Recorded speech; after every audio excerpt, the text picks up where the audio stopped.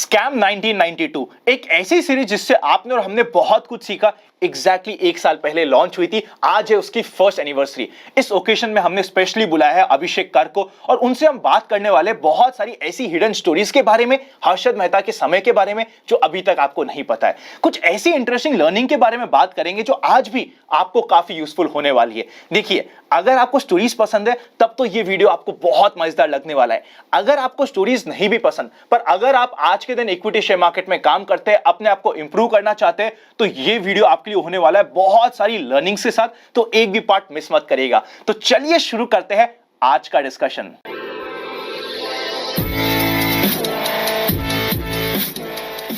अभिषेक, आपने ना बहुत सारी स्टडी करी है हिस्ट्री के बारे में, पास्ट के बारे में, स्पेशली स्कैम 1992 के बारे में आपने बहुत स्टडी कर रखा है। पहला क्वेश्चन मेरा यही होगा, आपकी स्टडी के बेसिस पे जो स्कैम 1992 सीरीज बन के आई थी जिसको हमने बहुत प्यार दिया वर्सेस रियलिटी, क्या टेक है इस चीज पे? सो आनंद भाई, first of all thank you so much, आपने अपने चैनल पे मुझे बुलाया and I really feel great कि आपने इस हिसाब से सोचा एंड आई होप हम लोग आज बहुत कुछ दे सकेंगे अपने व्यूअर्स को। तो coming back to your question, जो मुझे लगता है कि ये जो पूरी स्कैम 1992 की सीरीज थी, ये 60% रियलिटी थी एंड 40% एक फिक्शन का टेक था and I will explain you also why. अगर आप देखेंगे कुछ कैरेक्टर्स, फॉर एग्जाम्पल जो काफ़ी फेमस हुए थे, Bhushan Bhatt. Okay, so Bhushan Bhatt ji in reality was not a character जो उस समय पे थे। तो अब आप सोचोगे कि भूषण भट्ट फिर थे कौन, क्योंकि इनका एक पिवटल रोल था। आप अगर देखते हो पूरी सीरीज को तो आपने देखा होगा किस तरह से इनने एक टाइम पे शेयर्स ऑफलोड कर दिए हर्षद मेहता के, किस तरह से हर्षद मेहता का एक समय पे वो गाइडेंस लेते थे, एक समय पे पार्टनर जैसे बन गए, काफ़ी सारी चीज़ें। ये बेसिकली जो भूषण भट्ट थे वो दो कैरेक्टर्स के मिक्स थे और वो थे इनके जो हर्षद मेहता जी के भाई थे जिनका जिक्र पूरे सीरीज में कहीं नहीं हुआ। So that was Sudhir Mehta ji and दूसरे थे केतन पारेख। इन दोनों को मिक्स कर दिया गया। अब मैं आपको एक इंटरेस्टिंग चीज़ बताता हूँ, आपने पता नहीं नोट करी है कि नहीं नोट करी है। आपने पूरी सीरीज देखी है ना आनंद भाई, स्कैम 92? हाँ, ठीक है। अब अगर आप एक चीज़ नोटिस करोगे तो उसमें कुछ नाम लिए गए हैं, लाइक हर्षद मेहता ओपनली पूरा नाम लिया गया है, ठीक है। उसके बाद केतन पारेख पूरा नाम कहीं पर भी नहीं आया, बस एक जगह वो पार्टी वाला जो सीन होता है इफ़ यू रिमेंबर, तो वहाँ पे केतन का नाम लिया जाता है कि मैं भी जा रहा हूँ यूएस या यूके केतन के साथ, वो बस केतन लिया गया है। और इवन राधा किशन दम्मानी जी का पूरा नाम नहीं लिया गया, उल्टा अलग नाम दिया गया है। इवन मिस्टर हमारे अभी के जो बिग बुल हैं मिस्टर झुनझुनवाला, उनका तो नाम कहीं पर भी नहीं लिया गया है। सो आप एक चीज़ नोटिस करोगे, anyone who is alive and powerful, दोनों है, ठीक है। अलाइव एंड पावरफुल, उनमें से किसी का भी नाम नहीं लिया गया। और जो अब नहीं रहे हैं उनका नाम स्ट्रेट फॉरवर्ड लिया गया है, ठीक है। चाहे वो आप एसबीआई के किसी या जो अरेस्टेड हैं अभी फिलहाल जेल में हैं, या तो फिर those who are not that powerful. तो यहाँ पर क्या किया गया था, आई फील कि जब डायरेक्टर्स और इन लोगों को एक पिवटल रोल था केतन पारेख का in this entire episode and Sudhir Mehta ji का भी था बहुत बड़ा एक पिवटल रोल, तो इन लोगों को मिक्स करके भूषण भट्ट बनाया गया। वापस अगर आप ध्यान से देखोगे, अच्छा अब मैं आपके व्यूअर्स के लिए एक इंटरेस्टिंग चीज़ बताता हूँ। आपने सीरीज में देखा और आपने क्या कंक्लूड किया कि हर्षद मेहता का इस पूरे केस को एक्सपोज किसने किया आपके हिसाब से? You tell me, just one name, किसने एक्सपोज किया है? Sucheta Dalal, as per series. As per series, in fact as per book, मैंने उनकी बुक ना ये सीरीज रिलीज होने के 4 या 5 साल पहले पढ़ ली थी। उसमें थोड़े टर्म्स मेरे को समझ में नहीं आ रहे थे, बट सीरीज से थोड़ा और क्लियर हो गया। तो मैं बताता हूँ कि it was not Suchita Dalal who actually expose, ये बहुत लोगों को पता ही नहीं है। आपने देखा होगा कि एक फिक्शनल कैरेक्टर बना के एक हैंडीकैप पर्सन दिखाया गया है पूरे सीरीज में जो सुचिता मैम को टिप्स देता है। अब आपको बताता हूँ ये रियल एक्सपोजर कब हुआ था। ये एक्सपोज किया गया था, नाम मैं शायद थोड़ा ऊपर नीचे गलत ले सकता हूँ because I can not recollect, but उनका नाम था पवन कुमार समथिंग समथिंग, ठीक है। ये व्यक्ति थे जिनने सबसे पहले एक्सपोज किया था। ये कैसे हुआ था, ये एसबीआई के ऑडिटर थे, एसबीआई टीम के ऑडिट में थे और इनने पहले से ही ये चीज़ पकड़ ली थी, ठीक है।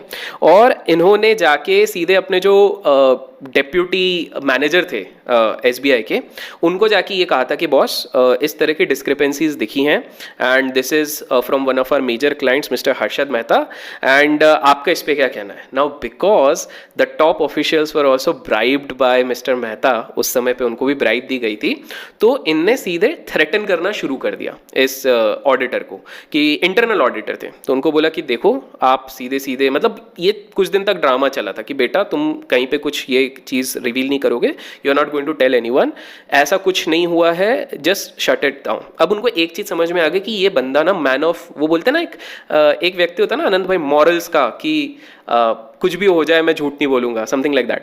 तो वो उस तरह का व्यक्ति था. तो उनने बोला कि नहीं भाई नहीं, मैं तो ये चीज़ नहीं करूँगा. तो इनने अब लॉलीपॉप देना शुरू किया था कि तुमको प्रमोशन दिया जाएगा, तुम्हारी हाइक कर दी जाएगी, ये वो, बिकॉज उस टाइम पे उस मैनेजमेंट में काफ़ी सारे ऐसे लोग थे जो वो करप्शन वाले सिस्टम में आ चुके थे. They were bribed, they were getting good money, बहुत सारी चीज़ें थी. बट ये बंदा अड़ा रहा. फाइनली इनको फोर्स किया गया छोड़ने के लिए कि भाई आप ये चीज़ छोड़ो यहाँ से. एंड तब इन व्यक्ति ने ना सीधे, जब इनको दूसरे आई थिंक डायरेक्टर या किसी से मिलाया गया, तो इन्होंने सीधे बोला कि एक काम करो आप रिटर्न में दे दो, मैं तो अपना पक्ष नहीं बदलने वाला हूँ मेरे को. और वहीं से ये चीज़ एक्चुअली लूप होल हुई थी. So he was the first person, a very simple guy, जो आराम से बस खिचड़ी चावल और दही चावल खाने वाले, वो व्यक्ति ने ये एक्सपोज किया था. और बाद में मैं शायद अम्रपाली ग्रुप का भी जो ये हुआ था फ्यूचर में, आई थिंक सो 2007 या 2008 में जो स्कैम का एक्सपोजर हुआ था, वो भी इन्होंने किया था. तो बहुत लोगों को ये भी नहीं पता. तो this was also missing link. यहाँ पर सारा लाइमलाइट ऐसा लगता है दैट सुचिता मैम ले गई है, but it's actually not the reality. और फिर तीसरी चीज़ है कि अगर आप देखोगे कि यहाँ पर और भी काफ़ी सारी ऐसी चीज़ें हैं जो थोड़ा फिक्शन और इस चीज़ को मिक्स करके बताई गई हैं. फॉर एग्जांपल एरा वहाँ पे सही दिखाया गया है, लेकिन मुझे ऐसा लगता है कि जो, जैसे आपके भी दादाजी काफ़ी इस एरा में रह चुके हो, मैं उनके भी वीडियोस देखता हूँ, सो ही नोज़ कि एक बदला सिस्टम उधर बहुत चलता था. आपने भी सुना होगा उनसे.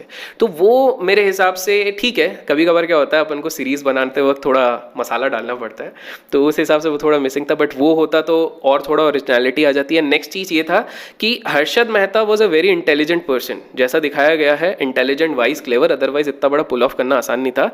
लेकिन हर्षद मेहता इतने ज़्यादा डायलॉग्स नहीं मारता था. He was very rude. He was very rude in real life. Yeah, he was in real life he was rude. and जो एक स्ट्रिक्ट पर्सोना बोलते हैं ना, जो मैं थोड़ा, अब अगर आपने बिग बुल देखी होगी मूवी, ठीक है, जिसको काफ़ी सारे लोगों ने कहा कि बहुत बेकार है, बट आई वुड से कि Abhishek Bachchan in terms of that जो कैरी किया है ना, ऑब्वियसली अगर आप फिल्म के तरीके से देखोगे और कंपेयर करोगे एक सीरीज और फिल्म, तो obviously Pratik Gandhi has done a very good job. But we can not deny कि अभिषेक बच्चन ने जो एक स्ट्रिक्ट पर्सोना रखा है. एंड आपके व्यूअर्स को मैं बता दूं कि बिग बुल की स्टोरी स्कैम 1992 से पहले बन गई थी और 90% शूट भी हो गई थी. So a lot of people said कि स्कैम की कॉपी करिए. अब देखो यार, सिंपल सी बात है, स्टोरी लाइन सेम है, कैरेक्टर्स सेम है, सो ऑब्वियसली ज़्यादा चेंज नहीं कर सकते. इट्स जस्ट दैट वो मूवी के हम रामायण महाभारत को भी चेंज नहीं कर सकते, जो है वही है, हर बार वही सुनानी. एब्सोल्युटली. तो ये चीज़ हो गई. तो इसलिए मैं कह रहा हूँ आनंद भाई कि 60% of it is reality, 40% is fiction. इसमें आपने बदला वाला बहुत अच्छा पॉइंट बोला, क्योंकि उस समय बहुत पैसा बचता था, 2-2, 3-3, 4-4% बदले में 1-1, 2 दिन में बचता था, and that was a big thing. और जो आपने बताने की कोशिश करी ना कि SBI के इंटरनल ऑडिटर ने कुछ स्टार्ट किया था, वो हमें सीरीज में भी स्टार्टिंग में दिखाने की कोशिश करी थी, डायरेक्टली नहीं पर इनडायरेक्टली हल्का सा शो करने की कोशिश करी थी. बिल्कुल, वो एक हल्का सा शो किया. बट मुझे एक ऐसा लगा ये सीरीज देखने के बाद कि सीरीज गॉट बायस्ड इन 2 पार्ट्स. फर्स्ट, ये दिखाने के लिए कि सुचिता दलाल मैम ने बहुत हीरोइक काम किया, no doubt she did. And दूसरा कि हर्षद मेहता वाज इनोसेंट. अगर आप ध्यान से देखोगे तो ये मैसेज वहां से कम्युनिकेट हो रहा है सबकॉन्शियसली, जो कि हम जैसे ही अभी आगे बात करेंगे इस चीज पे और चर्चा करेंगे, तो जो एकदम मेरे हिसाब से सही नहीं थी. सो इस सीरीज में या कंप्लीट स्कैम 1992 में या हर्षद मेहता के समय जितने भी कैरेक्टर्स थे वहां पे, आपका फेवरेट कौन था और क्यों था, उससे आपने क्या सीखा? तो आनंद भाई मैं रील और रियल दोनों को मिला के बताता हूँ इसमें मेरे फेवरेट कौन थे. तो इसमें मेरे फेवरेट थे Maheshwari. For those people who don't know, Maheshwari is Radha Kishan Damani ji. अब इसको आप मेरा पर्सनल बायस बोल सकते हो या जो भी बोल सकते हो, बट बहुत चीज़ें आप सीरीज के थ्रू भी सीख सकते हो. अब मैं आपको बताता हूँ. तो पहली चीज़ है, Radha Kishan Damani is very famous for his white, जो वो वाइट शर्ट पहनते हैं, वाइट पैंट पहनते हैं, और आज भी वो बिल्कुल आज भी वही सिंप्लिसिटी इन लोगों ने कैरी करी हुई है ना. तो that has continued so far. तो पहली चीज तो वो हो गई कि simplicity in thinking as well as living. दूसरी चीज है, ये चीज शायद बहुत लोगों ने नोटिस नहीं करी, but Radha Kishan Damani even in the series and in real life उन्होंने अपने मेंटर्स को हमेशा एक अलग दर्जा दिया, हमेशा सुनते थे उनकी. Now I am not saying, कुछ लोग होंगे कि अच्छा ये पेड मेंटरिंग के लिए बोल रहा है. No no no, I am not saying that. All I am trying to say is कि शेयर बाजार में भी आपको सक्सेसफुल होना है या किसी भी फील्ड में सक्सेसफुल होना है, एक मेंटर की एक बहुत अहम भूमिका होती है. And that mentor could be your father, it could be some businessman, आपको कोई फ्रेंड हो सकता है, जैसे रिच डैड पुअर डैड किताब में अगर आप देखते हो तो वो एक दूसरे फ्रेंड के फादर हो जाते हैं. It could B anyone. But आप यहाँ पर देखो the kind of respect Maheshwari was having, जिस तरह का रिस्पेक्ट महेश्वरी के रख रहे थे फॉर मनु मुंद्रा या मनु मानिक, वो एक अलग तरह से दिख रहा था कि हाँ वो जो बोलते थे उस हिसाब से वो सुन रहे हैं, उस हिसाब से वो अपनी प्लानिंग कर रहे हैं, एग्जीक्यूशन कर रहे हैं. इनफैक्ट ये पूरा स्कैम होने के बाद राधा किशन दमानी जी ने जब डिसाइड किया कि यार स्पेक्यूलेशन में ना बहुत राड़ा होता है, बहुत फंसने के चांसेस होते हैं, एंड जो डायलॉग भी है सीरीज में कि अब अपन इन्वेस्टमेंट पे जाएंगे, तो उसके बाद उन्होंने अपने नेक्स्ट मेंटर के पास गए थे, चंद्रकांत संपत जी. उनके ऊपर भी मैं बहुत जल्द एक वीडियो बनाने का सोच रहा था अपने चैनल पे. सो चंद्रकांत संपत जी वॉज द वन जिन्होंने उनको बताया था power of compounding and value investing, जिसके कारण उन्होंने बाद में HDFC बैंक और इस तरह के शेयर्स लिए थे, VST इंडस्ट्रीज लिया था, ये सारी इंडस्ट्रीज ली थी. तो सिंप्लिसिटी एक हो गई. नेक्स्ट चीज, उनका जो सही टाइम पे सही रियलाइजेशन जो मुझे लगा, वो जो बोर्ड रूम सीन था, दैट इटसेल्फ शोज कि उनमें मैच्योरिटी कितनी थी कि वो व्यक्ति भी समझ गए कि बॉस स्पेक्यूलेशन करने से पैसा तो बहुत बनता है, बियर बन के पैसा तो बहुत बनता है, लेकिन इसमें रिस्क बहुत ज़्यादा है. आज तो हम बच गए लेकिन कल बचे ना बचे. तो कभी कभार क्या होता है कि हमारे, आप देखोगे यूट्यूब पे भी हमेशा एक डिबेट चली रहती है, ट्रेडर वर्सेस इन्वेस्टर. ये एक हमेशा चलता है. कमाना वाला हर जगह से कमाता है, चाहे वो ट्रेडर हो या इन्वेस्टर हो, कमाता है. ऑब्वियसली ट्रेडिंग में ना परसेंटेज कम होता है, and we both know this thing कि उसके रीजंस भी है, ऑड्स आर अगेंस्ट अस. तो उस पर ऑब्वियसली वो बना ही ऐसा है ट्रेडिंग की दुनिया कि वो कुछ भी कर लो वो 5% ही सक्सेसफुल होंगे. अब आप बोलोगे कि नहीं आजकल तो हम बहुत सारे ट्रेडर्स देख रहे हैं जो सक्सेसफुल है, तो सैंपल साइज भी बढ़ गया है ना. सैंपल साइज बढ़ गया है तो उसका 5% भी बढ़ेगा. पहले अगर 1 लाख लोग मार्केट में थे, फिर 1 करोड़ हुए, तो सैंपल साइज चेंज हो गया ना 5% का. तो ये चीज़ हो गई. एंड जो फाइनल एक चीज़ मुझे आप बोल सकते हो कि यहाँ से मैं महेश्वरी जी को क्यों पसंद करता हूँ, राधा किशन दमानी जी को, because he proves this fact कि अच्छा आप माइंड मत करना, आप तो बहुत ज़्यादा एजुकेटेड हो, CFA एंड बहुत सारी चीज़ें करिए, बट रियलिटी ये आनंद भाई आप भी बोलोगे कि ये पढ़ाई आपको हेल्प करती है ना मैच्योर्ड थिंकिंग, बट ज़रूरी नहीं है कि जब तक आप ये सारी डिग्रीज नहीं करोगे आप शेयर मार्केट में सक्सेसफुल नहीं हो सकते हो. In fact I believe, I don't know कि आप, आई नो दिस थिंग कि आपके घर वाले इसी फील्ड से हैं, बट मुझे ये नहीं पता वो लोग कितने क्वालिफाइड हैं क्या है, बट मुझे ऐसा लगता है कि फाइनेंस की फील्ड में आप शायद घर पे सबसे ज़्यादा क्वालिफाइड हो in terms of degree. Am I right? या ऑब्वियसली राइट. बट आप भी ये मानोगे कि जो अनुभव और एक्सपीरियंस आपके फादर और दादाजी के पास है वो शायद सिर्फ एजुकेशन से आपको नहीं मिल सकती. I hope you agree on this part. तो मुझे यही चीज़ अच्छी लगती है कि दैट पर्सन जो अपनी बेसिक पढ़ाई भी पूरी नहीं कर पाए, वो अगर इतना बड़ा मकाम हासिल कर सकते हैं, उसके बाद पिवट कर सकते हैं सही टाइम पे और डीमार्ट जैसा एक बड़ा जाइंट बना सकते हैं. So that itself is inspirational. And मैंने बहुत सारी लर्निंग बता दी यहाँ से थ्रू दैट पर्टिकुलर कैरेक्टर. नहीं अभिषेक, आपने सबसे बेस्ट पार्ट जो मुझे लगा ना, आपने ये बोला कि उन्होंने चेंज किया था. चेंज करना सबसे डिफिकल्ट होता है, स्पेशली जो everything works in this market, आपको देखना है कि आपके लिए क्या वर्क करता है. एंड उनको ये रियलाइज हुआ कि नहीं यार मैं चेंज कर सकता हूँ, और वो चेंज करना drastically 360 was a big step. True. मैं इधर ना एक और चीज़ अनंत भाई आपके चैनल के थ्रू कहना चाहूँगा. आई डोंट नो, मेरे को लगता है कि जितने भी हम सब कम्युनिटी में कहीं ना कहीं क्रिटिसिज्म भी आता होगा कि आप लोग जब ट्रेड इन्वेस्ट करते हो तो क्यों कोई ज्वाइन बटन रखता है, कोई क्यों मेंटरिंग करता है, कोई क्यों ये चीज़ करता है. तो मेरा वहाँ पर एक सवाल ये सिंपल सा उठता है, it's not just that we are doing, everyone literally जिसका जो फोटे है ना वो कर रहा है. इट्स जस्ट दैट सब अपने तरीके से. राकेश जी, अब आप ये तो नहीं बोलोगे ना कि भाई आप ट्रेडर और इन्वेस्टर हो तो आप एयरलाइंस क्यों चालू करने जा रहे हो, आप मूवीज क्यों प्रोड्यूस कर रहे हो. राधा किशन दमानी जी तो डीमार्ट चालू कर दी which was not even related. The point is, मैं आपके दर्शकों को भी यहाँ से एक मैसेज देना चाहता हूँ, you need to realize that trading and investing कहीं ना कहीं थोड़ा सा साइकोलॉजी का गेम रहता है, और आपका साइकोलॉजी तभी सेटल्ड रह पाएगा जब आपके पास कुछ मल्टीपल सोर्सेज ऑफ इनकम होंगे. और अगर आप लोगों को उनसे एतराज होता है तो मेरी तो रिक्वेस्ट होगी कि रिच डैड पुअर डैड को तो अमेजॉन से ही हटा देना चाहिए, बिकॉज वो लेसन ही ये सिखाता है कि you need to have multiple sources of income. And हम ऐसा भी नहीं करते, आप भी ऐसा नहीं करते हो कि भाई जिस चीज में आप वैल्यू नहीं दे रहे हो आप उसके लिए चार्ज करो. Obviously you are giving time, effort and value, for that you are charging. So I am not trying to justify anyone, ठीक है, हो सकता है इसके लिए भी आप लोग बुरा बोले, बट पॉइंट है हमसे नहीं तो इन लोगों से सीख लो. राधा किशन दमानी जी के भी 4-5 सोर्सेज ऑफ इनकम रह चुके हैं. वो उस समय पे ब्रोकर थे जब जिस समय पे राधा किशन दमानी जी को कोई जानते नहीं थे, उस समय से वो ब्रोकर थे. Same goes with Rakesh Jhunjhunwala ji भी, वो भी काफ़ी सारे बिजनेसेस उस समय पे भी करते थे जो बाकी लोग इस सारी चीज़ों में नहीं थे. सो पॉइंट है कि हम इनसे बहुत चीज़ें सीख सकते हैं, not just about trading, and simplicity is the key. ये तो मैंने सारे बड़े इन्वेस्टर्स और ट्रेडर्स से सीखा है. अभिषेक आप बिल्कुल सही कह रहे हो. इसमें ग्रेविटी फ्री जोन होना मार्केट में बहुत इंपॉर्टेंट है. बल्कि मैं तो सभी को ये ओपनली बोलता हूं, कभी भी आप अपनी जॉब छोड़ के, बिजनेस छोड़ के ये सोचो कि आप 100% मार्केट में आ जाओ, मेरे अकॉर्डिंग वो सही नहीं है. क्योंकि मैं भी वो आज के दिन भी नहीं कर रहा, even after being in the market for 24/7. इससे परफेक्ट और बहुत सही आप दे रहे हो सही. इससे पहले हम आगे जाए, एजुकेशन, आई पर्सनली बिलीव, आपने एजुकेशन की बात करी थी, आपको एजुकेशन एक बेस्ट देता है. इसलिए मैं हमेशा बोलता हूं कभी एजुकेशन छोड़ना मत. क्योंकि आपने आज एजुकेशन छोड़ी तो होगा ये कि कल आप मार्केट भी छोड़ोगे, फिर अपना बिजनेस भी छोड़ोगे, फिर प्रोफेशन भी छोड़ोगे. ट्रू. सो अनंत भाई, ये जो आपने चीज बोली, दिस इज परफेक्ट. ये मैं यही चीज बोलता हूँ कि एटलीस्ट आपका बेसिक्स और आपका जो एक जितना रिक्वायर्ड एजुकेशन है उतना तो आप करो. Like I have also done my MBA, ठीक है, मैं उस पर डिनाई नहीं कर सकता हूँ, अपन ने भी किया हुआ है. But the thing is I wouldn't say कि जस्ट बिकॉज, आप भी ये नहीं कहोगे कि बिकॉज आपने CFA करा इसलिए you have become successful. But yes, उसने हमें एक पर्सपेक्टिव दिया, स्ट्रक्चर्ड थिंकिंग का हमको दिया, एनालिटिकल थिंकिंग बढ़ाई. तो उनके प्रोज एंड कॉन्स है. इट्स जस्ट दैट मेरे को ये क्लियर करना है कि जरूरी नहीं कि आप जब तक ये चीज नहीं करोगे तब तक सक्सेसफुल नहीं होगे. अगर आप वो नहीं कर रहे हो तो आप वॉरेन बफेट सर जैसा पढ़ना शुरू हो जाओ, दिन के 300 पेजेस पढ़ो, अच्छे से एनालाइज करो, तो भी आप हो जाओगे. सिंपल. सो अभिषेक, नेक्स्ट हर्षद मेहता जी. वो आपके लिए एक हीरो था, विलन था, एक लर्निंग प्रिंसिपल था, एक ऐसा जना था जिसने इक्विटी शेयर मार्केट को काफी चेंज कर दिया. वहां पे देखो कॉन्फिडेंस इंडियन रिटेलर्स का उसके बाद आया. वो कौन था आपके लिए? ठीक है, तो हर्षद मेहता पहले तो स्केपगोट थे, फंसाया गया, ये तो सीरीज के बाद पता चल गया. लेकिन सिर्फ इतना ही नहीं था, ये क्लासिक स्टोरी है from rags to riches and from riches to bankruptcy. ठीक है, और ये एक क्लियर कट चीज़ हमको दिखाती है जो हमारे सारे पौराणिक कहानियों में भी है, सारे कल्चर्स में आप ले लो, कि व्हेन आपका ईगो आपके विजन से बड़ा होने लग जाता है ना, तब आपका पतन होना निश्चित हो जाता है.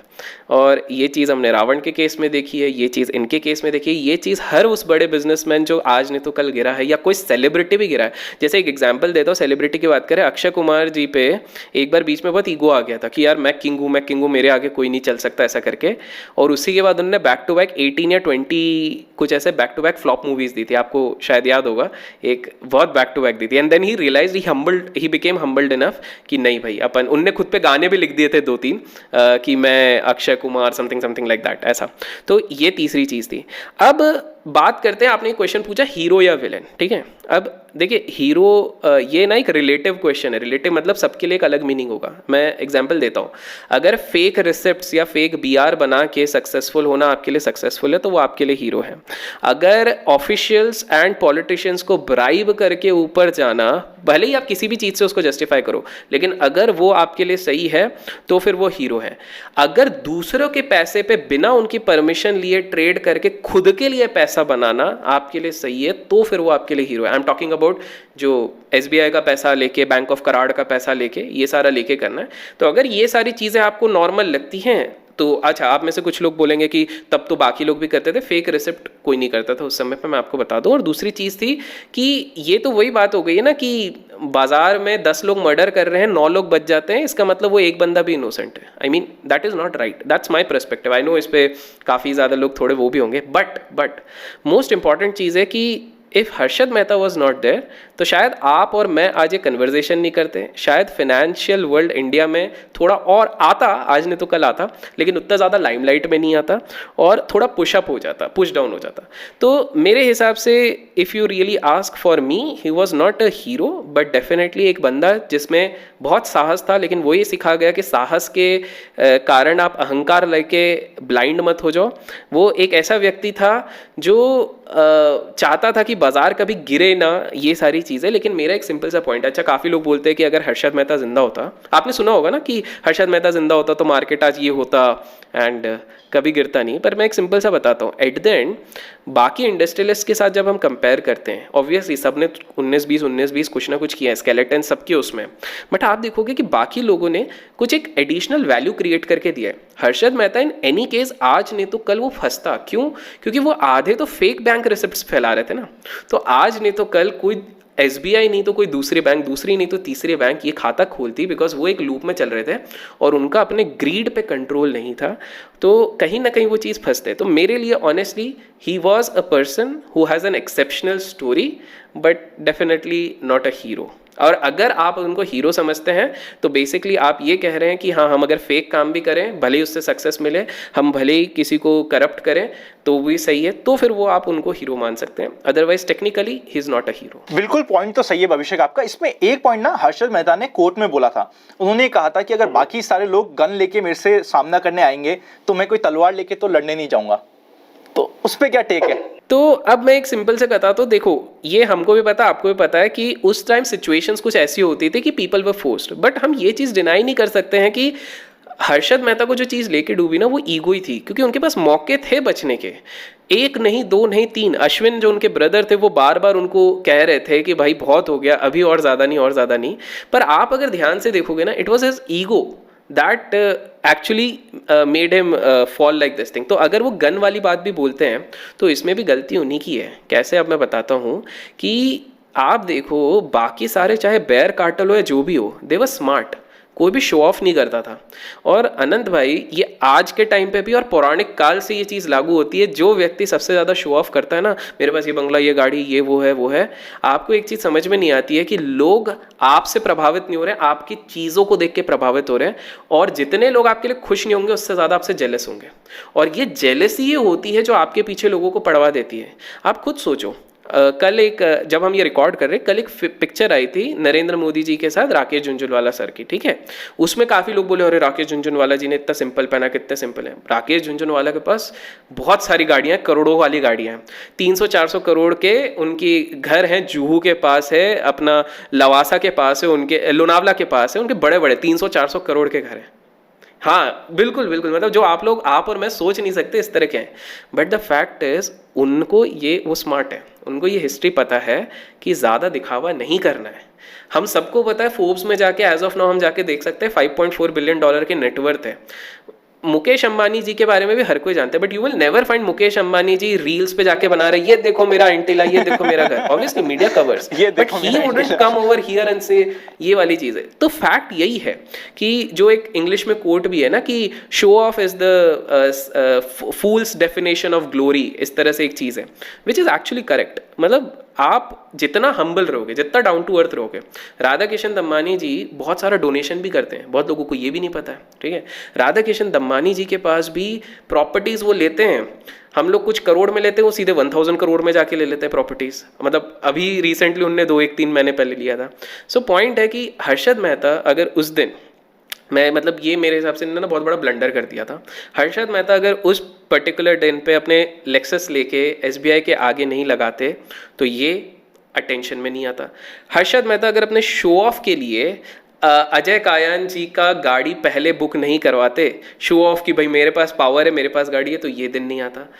हर्षद मेहता अगर ये सबको दिखाने में, पॉलिटिशियन एंड बिजनेसमैन को, कि मैं ही बाप हूँ, अब मेरे आगे कोई नहीं टिक सकता, मेरे पास पैसा है, गाड़ी है, पॉलिटिशियंस मेरे जेब में, अगर ये नहीं करते तो वो बच गए होते। तो देखो, उंगली करना इज नॉट बैड, वो एक लेवल पे करते हैं, लेकिन आप एक हद से ज़्यादा करते हो तो that goes out of this thing. तो मेरे हिसाब से that was where Harshad Mehta did a mistake and वो उनको नहीं करना चाहिए था। आपने बिल्कुल ठीक कहा, उनकी स्टार्टिंग बहुत अच्छी थी। स्टार्टिंग में जो उन्होंने किया that was a complete struggle, जो उसने बहुत अच्छे से किया था। बट बहुत सही। टुवर्ड्स द लेटर पार्ट जब ईगो आना स्टार्ट हुआ, तब बात सिर्फ ईगो की रह गई थी, फिर पैसों की बात ही नहीं थी, सिर्फ ईगो पे बात आ चुकी। और आप एक चीज देखो ना, आप एक चीज देखो, करप्शंस और स्कैम जो स्टॉक मार्केट के इसके बाद हुए, केतन पारेख का स्कैम हुआ, ठीक है, बट केतन पारेख को जब तक स्कैम नहीं हुआ था, नो वन इवन न्यू कि बंदे के पास इतना पैसा पड़ा हुआ है, स्विस में पड़ा हुआ है, ये सारा पता है। And even today he is walking freely. क्यों? 2 रीजन। पहला, उनको एक चीज समझ में आ गई थी अपने गुरुदेव को देख के कि भाई ज्यादा शो ऑफ नहीं करना है, जो है अपने अपने बीचों में कर लो, सिंपल सी बात है। दुनिया को क्यों दिखाना है कि मेरे पास ये गाड़ी है, मेरे पास ये बंगला है, एक लिमिट तक ठीक है, उससे ज्यादा मुझे नहीं दिखाना। पहला चीज वो था। दूसरी चीज उनने ये चीज समझ ली थी कि आप किसी भी बिजनेस में, चाहे शेयर बाजार हो किसी बिजनेस में, आप व्यवहार बना के चलो।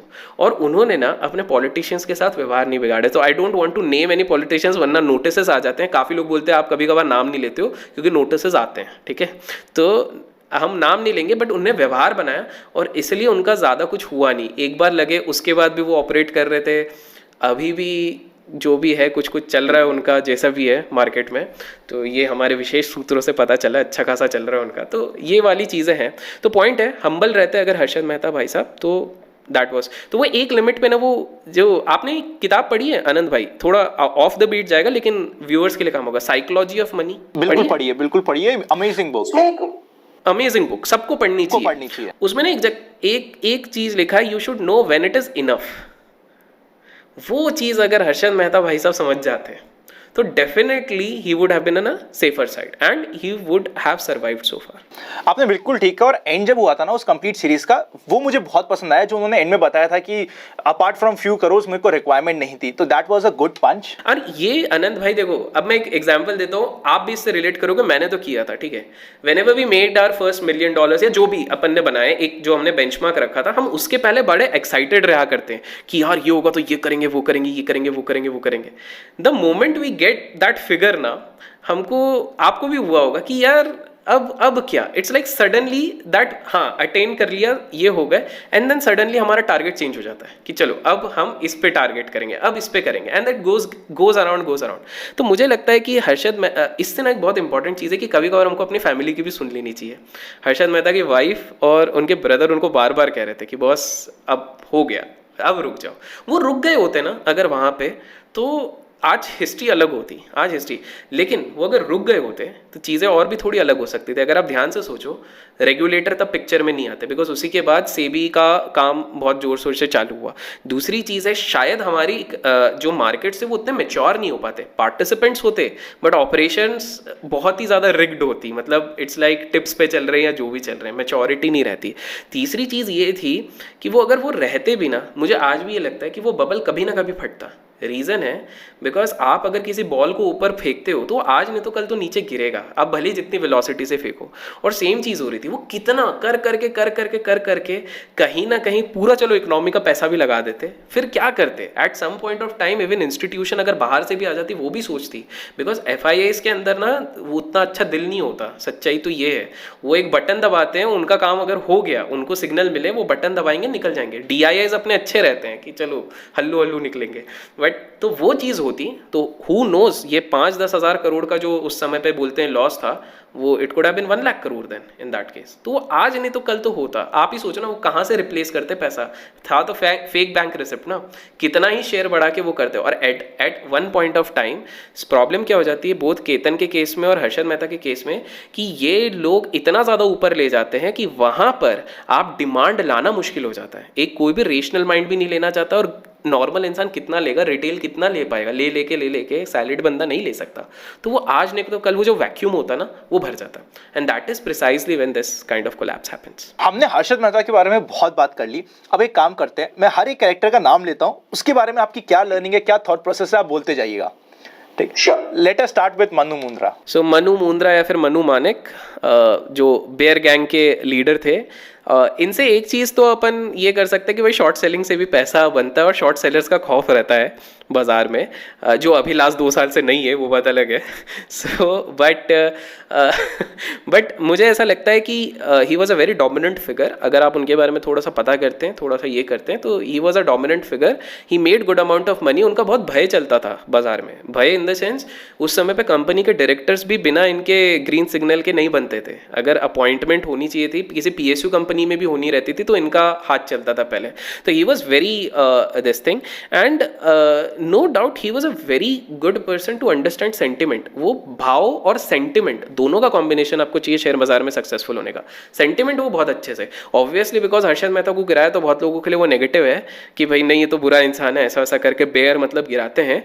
बट सिंपल सा है, लाइफ में और स्टॉक मार्केट में आपको बैलेंस चाहिए। सिर्फ बुली रहेंगे तो शेयर मार्केट इम्बैलेंस हो जाएगा उस पर, सिंपल सी बात है, और सिर्फ बेयर ही रहेंगे तो वो भी गलत है। तो आपको दोनों साइड का तो पक्ष चाहिए। एक बायर है तो उसके लिए हमेशा एक सेलर है, it's not like always buyer and buyer, तो किसी ना किसी प्राइस। तो मनु मानिक आई थिंक और इनका एक पिवटल रोल भी रहा है। अगर ये उस समय पे नहीं होते, जैसे इनके एक बहुत फेमस स्टोरी है जो धीरू भाई अम्बानी जी के साथ इनका एक वॉर हुआ था शॉर्ट सेलिंग में, जब ये रिलायंस के शॉर्ट कर रहे थे, तो अनफॉर्चुनेटली उधर भी हार गए वो उस केस में। बट सीन है कि इनके चक्कर में फ्यूचर जो रेगुलेटर्स आए, बहुत सारे लोग आए, उनको समझ में आया कि ये सारी चीज़ें हमारे स्टॉक मार्केट में होनी चाहिए to control a lot of things. आज भी नो डाउट स्कैम होते हैं, और इंडिया एक ऐसा देश है कि आने वाले 10-20 साल भी होते रहेंगे, उसमें कोई बड़ी दोहरी राय नहीं है। बट प्रोपेंसिटी कम होती जाएगी एंड हमारे स्ट्रिक्टनेस बढ़ती जाएगी धीरे धीरे करके। तो Manu Manik pivotal role, short selling से पैसा बन सकता है उसका एग्जाम्पल। एंड ऑपरेटर्स के तो करता धरता वही थे, बियर ऑपरेटर्स के तो यस। नेक्स्ट धीरू भाई अंबानी, बहुत ज्यादा सीरीज में नहीं दिखाया, but he was playing a very important role at that time. मैं कहूँगा रियल टर्म्स में अगर आप लेजेंड बोलते हैं मेरे हिसाब से, दैट इज़ धीरू भाई अम्बानी जी। जो देखिए, शेयर बाजार में आप दो तरीके से हीरो आप डिसाइड कर सकते हो। एक वो व्यक्ति है जो खुद 100x बनाना चाहता है और बाकियों को 1x 1x 1x दे रहा है। But Dhiru bhai Ambani ji was that person, मैं भी 100x बनाऊंगा, तुम भी 100x बनाओ, सिंपल सा है, तुम जितना मेरे को साथ दोगे उतना बनाओ। तो जो लाइमलाइट में उस समय पे जब कोई सोच भी नहीं रहा था शेयर बाजार को लेकर, वो धीरू भाई अम्बानी जी थे। और धीरू भाई अम्बानी जी ने सिर्फ प्रॉफिट नहीं दिया, उन्होंने सस्टेन्ड प्रॉफिट दिया। बोले तो मार्केट उसके बाद गिरा ऊपर गया, गिरा ऊपर गया, बट स्टिल आज भी आप देखोगे उस समय पे जिसने भी रिलायंस में डाला वो हमेशा बोलते हैं हमारे साथ पूछते हो कि पैसे निकल गए, शादियों के भी पैसे निकल गए, सब निकल गए। So that is the kind of money Dhiru bhai Ambani sir made. And Dhiru bhai Ambani sir ना, courage with smartness with less ego, ये तीन का डेडली कॉम्बिनेशन था। उन्हें मज़ा भी चखाना था, ठीक है, कि बेयर गैंग को हम डोमिनेट नहीं होने देंगे, because that was a big fight. और इससे पहले मनु मुंद्रा कोई भी बड़ा बैटल हारे नहीं थे। तो एक तरह से आप समझ लो, जैसे अगर जो रेसलिंग देखते तो उसमें रॉयल रंबल होता है, ये रॉयल रंबल था उनके लिए। सो इट वाज लाइक कि वो कभी हारे नहीं थे। बट धीरू भाई अम्बानी जी अपना दिमाग लगाए, उनने ऐसी चीज़, उन्होंने भी दूसरे सामने वाली पार्टी की ट्रिक्स लगाई। वो भले ही कहीं न्यूज़पेपर में नहीं है, कहीं नहीं है, but this is a reality कि ऑफशोर अकाउंट से ही पैसे आए जिन्होंने ये सारी चीज़ें बचाई। और वो ऑफशोर में भी धीरू भाई सिर के ही जुगाड़ से हुई थी वो जो पूरी बचाई गई। बट द थिंग इज़ कि उन्होंने कभी भी डेलिबरेटली एक तो ये नहीं चाहा कि किसी का लॉस हो, दैट इज़ नंबर 1, और उनने लॉस होने नहीं भी दिया। एक है आप सोचो, और तीसरा उन्होंने हमेशा सबको इक्वली ऊपर बढ़ने का सोचा। ही नेवर सेड कि मुझे ही बिलियनर बनना है, मैं तो बनूंगा, बाय डिफॉल्ट ही न्यू। तो उनको एक पावर पता हुई थी, एक पावर पता चली थी कि रिटेल साथ में बढ़े और हम भी साथ में बढ़े। He is legend, no words for that. And in fact आज भी मैं मुकेश भाई से ज़्यादा धीरू भाई अम्बानी जी को ज़्यादा रिस्पेक्ट देता हूँ, because no doubt Mukesh sir has done phenomenal work, but we can not deny कि एक 0 to 100 करोड़ जाना is tougher as compared to 100 to 10,000 crore. No doubt Mukesh ji ने बहुत अच्छा काम किया, बिकॉज सेम स्पेस पे उनके भाई भी थे जिनने थोड़ा रिवर्स कर लिया। बट धीरू भाई जी हैंड्स डाउन, जिनने बिल्कुल स्क्रैच से चालू किया, तो I have due respect for him. So Abhishek, आपने धीरू भाई अंबानी के बारे में बिल्कुल सही कहा। जब मार्केट क्रैश भी रहता ना, उन्होंने कहा कि यार इस लेवल पे मैं बाय करूंगा, इस लेवल पे मैं सेल करूंगा, मार्केट जाए जहां जाए, मेरा शेयर कहीं नहीं जाएगा। और परफेक्ट। ऑफशोर वाली स्टोरी भी बहुत इंटरेस्टिंग है, वो मुझे भी दादाजी से थ्रू ही पता चली थी कि 3% के रेट पे, 3 से 2% के रेट में वो लेके आए थे, सारा पैसा रूट किया था perpetual. So that was a superb thing. तो मैं वही कह रहा हूँ कि उन्होंने एक स्मार्ट मूव करा था। सो और ईगो नहीं आने दिया कि नहीं मैं ही बढ़ाऊं तो वो करूंगा, उन्होंने स्मार्टली सोचा मैं इसको कैसे निकालूंगा। That is the good point. Next important character Kedia ji. अच्छा, स्पेशल पहली बात है ना, मैं क्लियर कर दूं, वो केडिया जी नहीं है, वो नाम रखा गया है। अगेन जो मैंने स्टार्टिंग में कहा ना, कोई भी अलाइव है तो वो है अजय कायान जी, ठीक है, कोलकाता के बेयर गैंग के बहुत ही बड़े सदस्य। और कायान जी शॉर्ट सेलिंग गैंग से थे और मनु मानिक जी के साथ इनने बहुत काम किया हुआ था और बहुत सारा पैसा कमाया हुआ था इन्होंने। सो जो जो सीरीज़ में भी आपने देखा होगा कि हर्षद मेहता जो फर्स्ट टाइम बैंकरप्ट होते हैं, जब 10 लाख रुपए उनके चले जाते हैं, जब फादर उनके गोल्ड और ये सब गिरवी रखते हैं, तो उस समय भी अजय कायान जी का ही हाथ था। इवन जो धीरू भाई अटैक के टाइम पे भी कोलकाता से यही लोग ऑपरेट कर रहे थे। बाद में भी इन लोगों ने किया, आपको पता है केतन पारेख के टाइम पे भी Ajay Kayan was involved in shorting K10 stocks. तो बेसिकली वो बोलते हैं ना, कुछ लोग बाय नेचर ही बेयर होते हैं, उनको सब कुछ बेचना ही है, उनको खरीदना ही नहीं है। तो ये उस कैटेगरी के हैं। अभी अभी मज़ेदार बात है कि ये खुद एक ब्रोकिंग कंपनी चला रहे हैं, जहाँ पे मैंने सुना है सबको बाय करने बोलते हैं, नाम नहीं लेते अपन, खैर लोग ढूंढ ही लेंगे गूगल के थ्रू, बट वो वाली चीज़ है। तो मनी मार्केट में बहुत बड़ा इनका नाम हुआ करता था, एंड प्रिसाइजली शॉर्ट सेलर थे अजय कयान जी। I somehow get some negative vibes when I think of Ajay Khan. Maybe it's because of the series also, अपन वो भी कह सकते हैं, बट इन जनरल ऑल्सो मैंने जितना इनके बारे में थोड़ा बहुत पता किया तो ये है। और मज़े की बात ये है कि उन पे सारे एलिगेशंस लगे, हर्षद मेहता के टाइम पे लगे, केतन पारेख, इवन 1999 में कुछ लगा था, सबसे क्लीन चिट निकल गए। सो ये एक हैरानी वाली चीज़ होती है कि सबको इसमें मोर और लेस क्लीन चिट निकल जाते हैं, बट यही सेम चीज़ है ना, मैंने आपको जो बताया आनंद भाई, अगर हर्षद मेहता अपने ईगो को कंट्रोल में रखते हैं और सबसे बेवजह अगर पंगा नहीं लेते इंस्टेड ऑफ थिंकिंग कि मैं सबसे बेस्ट हूँ, तो आज things would have been different. वो भी निकल बाकी जाते लोगों ने हैं। ये मिस्टेक नहीं की। जी जी जी जी, बिल्कुल बिल्कुल, मजा आ वो गया वाला यार। केस था। मजा आ गया अभिषेक, आपसे इतनी सारी स्टोरी सुनी टुवर्ड्स द एंड। सबसे पहले तो थैंक यू कि आप आए, इतना टाइम निकाला, हमसे बातचीत करी, इतनी सारी learnings the. Towards the end जाते जाते कोई स्टोरी जो आपकी सबसे फेवरेट हो? यार आनंद भाई देखो, एकदम से आप पूछ लेते हो इस हिसाब से स्टोरी, यार ऐसा कोई स्टोरी नहीं है, बट आज भी मेरा एक वीडियो आ रहा है राकेश झुंझुनवाला जी पे, अभी जब अपन रिकॉर्ड कर रहे हैं तो आज रात को एक वीडियो आएगा, तो उसी पे मैंने एक चीज़ नोटिस करी है, तो वो मैं आपको बताता हूँ, ठीक है। अब सीन ऐसा है कि राकेश जी, हम लोगों को लगता है कि वो एक एस इन्वेस्टर है, ठीक है। मैं कहता हूँ वो एस इन्वेस्टर नहीं है, वो एस ट्रेडर है। सिंपल सा है, आप देखो, मैं जाते जाते आपके दर्शकों को एक चीज़ बताता हूँ। राकेश जी ने अपना सबसे पहला पैसा बनाया था जब उन्होंने 12.5 लाख रुपीज़ लोन पे लिया था थ्रू हिज ब्रदर्स फ्रेंड, 18% के ब्याज पे लिया हुआ था, ठीक है। उसको उन्होंने कन्वर्ट कर दिया था करीब आई गेस 1 CR या समथिंग कुछ कन्वर्ट किया था, ठीक है। चलो हम मान लेते उस टाइम पे टिप्स मिलना आसान था, 50 कंपनी थी तो कर लिया, ठीक है। मैं तो एज्यूम कर रहा हूँ, ठीक है, सब अच्छी चीज़ है। उसके बाद क्या होता है, इनका बड़ा ब्रेक आया था, दैट वॉज ड्यूरिंग जो उनका बजट आया था, नॉट हर्षद मेहता, बजट आया था 1989 या 1990 का जो बजट आया था, उस समय पे आप सोचो कोई बंदा, उनने अलग से भी लोन लिया, उनके पास 2.5 करोड़ हो गए और पूरे के पूरे 2.5 करोड़ रुपीस उनने उस बजट पे बेट किए। That within a month turn into 50 CR। उस समय की बात है, 1990 की बात कर रहा हूँ, 1989-99। Again right person at the right place at the right time, ठीक है। उसके बाद 1992 में भी, ठीक है, कार्टेल के साथ थे तो उनको पता था। Again he himself has confessed that within a month he made 36 CR 19 उस समय पे, वो by shorting Harshad Mehta stock. पहले लॉस में थे, काफ़ी ज़्यादा अनरियलाइज लॉस थे, लेकिन बदला में क्या होता था, थोड़ा अमाउंट दो और वो शिफ्ट करते जाओ, वो था एक तरीके से लोगों को बताते फ्यूचर्स को जैसे रोल ओवर करते, वैसा एक तरीके से रोल ओवर हो रहा था, उधर बनाया। केतन पारेख के टाइम पे 200 करोड़ बना लिए। माय ऑब्वियस क्वेश्चन है कि 6 करोड़ का टाइटन उठाना इवन इन द ईयर 2000 या 2001 is not possible for a normal person who is salaried या कोई चीज दूसरी चीज है। तो आप अगर कहीं से कहीं देखो, और फाइनल इंटरेस्टिंग चीज, अभी उनका वैल्यूएशन है $5.4 बिलियन कुछ ऐसा है फोर्ब्स पे, ठीक है। अगर आप कैलकुलेट करोगे, इनके 3 सबसे बढ़िया हिट कंपनीज हुई हैं, टाइटन, उसके बाद आपका क्रिसल और उसके बाद ल्यूपिन, ये 3 मेजर है। और अभी रिसेंटली उन्होंने स्टेक टाटा मोटर्स पे किया, वो डबल हो गया। Double is I wouldn't say investor के लिए एक बहुत बड़ी चीज है, नथिंग, या बिकॉज उनने जब 300 टाइम्स 100 टाइम्स बनाया, दैट इज बिग। ये 3 से इनने इंक्लूडिंग डिविडेंड अगर आप कैलकुलेट करते हो, करीब 12,000-13,000 करोड़ बनाए ये 2 से, ठीक है। और बाकी इन्होंने जो हमने कुछ स्टॉक्स देखे हैं, जैसे yes bank, DHFL, JP associate, जो भी है XYZ, और कुछ अच्छे स्टॉक्स भी आप बीच में ले लो। बीच में उनके पास फेडरल था, कर्नाटका बैंक थे, ये सारी चीज़ें थी।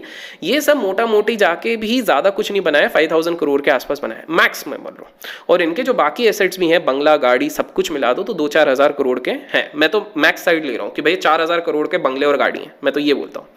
इसके बाद भी ना 20,000 करोड़ कहाँ से आया, ये मुझे नहीं पता। मैं ये कोई नया स्कैम पार्ट 3 नहीं बना रहा हूँ, मैं बस ये बोल रहा हूँ कि he is actually a S trader, and that's why आप कभी भी उनको किसी इंटरव्यू में देखोगे, वो जब बायो देते हैं, he never says I am an investor, he says I am a trader come investor, या इन्वेस्टर कम ट्रेडर, क्योंकि वो ट्रेडर टर्म नहीं हटाते। तो जो लोग ये स्टोरी चलाते हैं ना, 5,000 से 5,000 करोड़, अब तो 50,000 करोड़ हो गया, तो वो 5,000 से 50,000 करोड़ सिर्फ ऐसे ही नहीं हुआ।